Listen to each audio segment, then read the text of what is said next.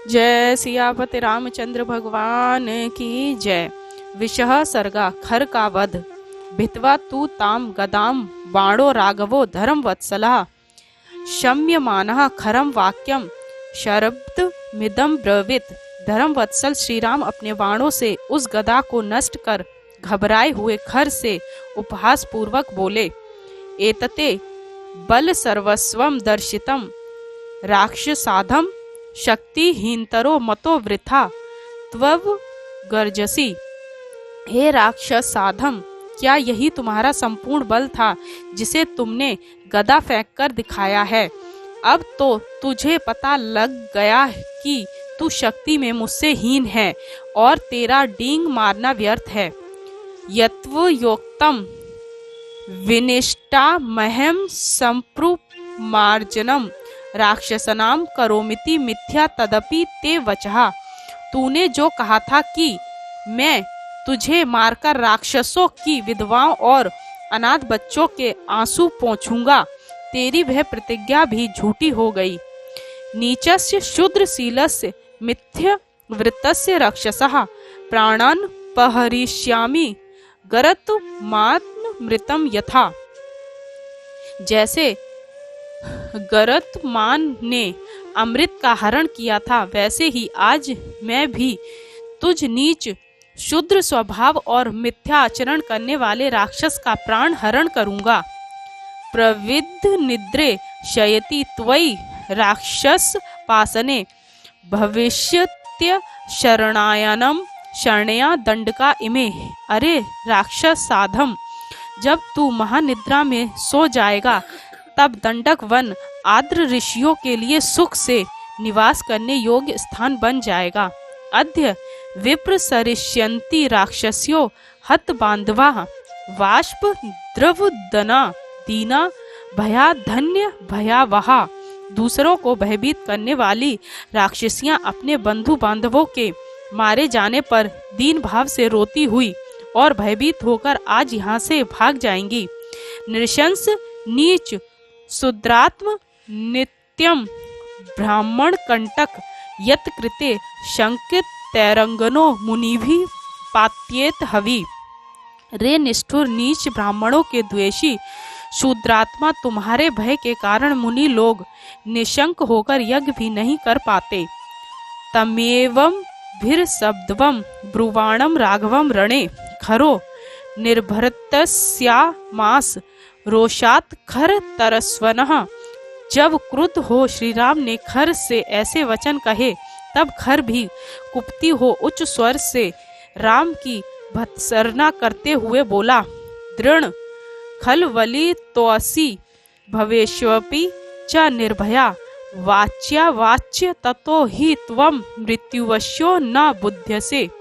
निश्चय ही तू बड़ा अभिमानी है जो भय के उपस्थित होने पर भी निर्भय सा बना हुआ है। तेरी मृत्यु निकट है, इसीलिए तुझे बोलते हुए यह भी समझ में नहीं आता कि क्या कहना चाहिए और क्या नहीं। काल पाशा परिक्षिप्ता भवन्ति पुरुषा ही ये कार्य न जानन्ति ते निरस्त षण्डिन्द्रियः। कालपाश में बंधे हुए मनुष्य को कर्तव्य का ज्ञान नहीं रहता, क्योंकि उसकी अंतःकरण आदि छह इंद्रियों की शक्ति नष्ट हो जाती है। ए मुक्त्वा ततो राम शरुद्य भ्रुकुटी ततः सा ददर्श महासालम विदूरे निशाचरे। राम को ऐसा कहकर और भौहें तानकर उस खर ने निकट ही साल का एक बहुत बड़ा वृक्ष देखा। तम समुत्क्षिप्य बहुभ्याम विनिघ्य च महाबलः राम मुदिश्य शिशेप हस्तमिति चाब्रवीत। उस वृक्ष को उखाड़ और घोर गर्जना कर खर ने उस वृक्ष को दोनों भुजाओं से उठाकर राम के ऊपर यह कहकर फेंका, बस अब तू मारा गया।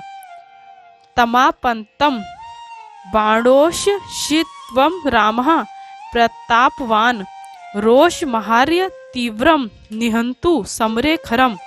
प्रतापी राम ने उस शाल वृक्ष को अपनी ओर आते देख उसे बाणों से छिन्न भिन्न कर डाला और संग्राम में खर का वध करने के लिए भयंकर क्रोध किया। जातस्त वेदस्ततो रामो रोष द्रुत लोचना निर्भेद सहस्त्रेण बाणानाम समरे खरम।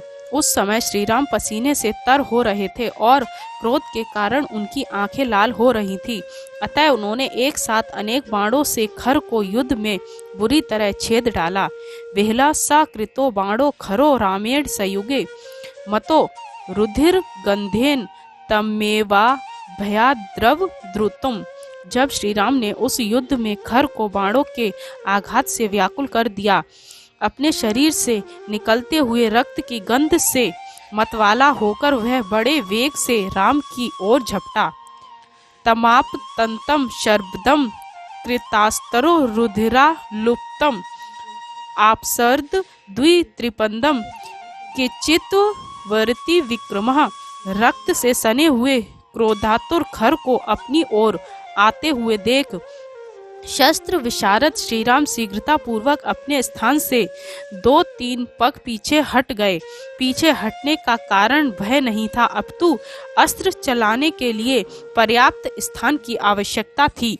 तत् पावक शंकाशः ब्रह्मदंड मिवापरम संदधे चापि धर्मात्मा मुमोच चा खरम प्रति। तत्पश्चात धर्मात्मा श्री राम ने दूसरे ब्रह्मदंड और अग्नि के समान तेजस्वी एक बाण को धनुष पर रखकर खर के ऊपर छोड़ा। स मुक्तो महाबाणो खरश्योरसी चापतत स पपात खरो भूमो दहामानः शराग्निना।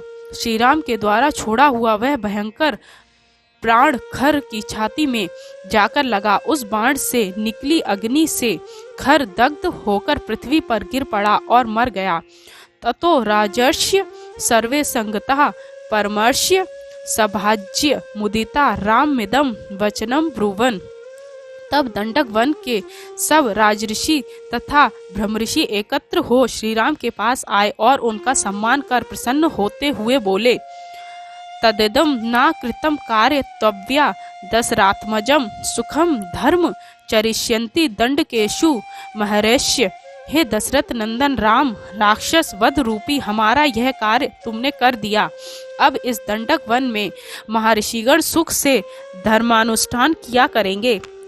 रामस्योपरि सहपृष्टा ववृष्य पूर्विस्तास्तता अर्धाधिक मुहूर्तेन रामेण निशेते शरे चतुर्दशा सहस्त्राणि राक्षसा भीम कर्मणाम खर दूषण मुख्यानाम निहतानि महाहवे। उन ऋषियों ने हर्षित हो श्री राम के ऊपर पुष्प वृष्टि की। वे ऋषिगण विस्मित थे कि उस महायुद्ध में श्री राम ने खर दूषण आदि मुख्य राक्षसों सहित 14 सहस्त्र घोर कर्म करने वाले राक्षसों को 3 ही घड़ी में कैसे मार डाला।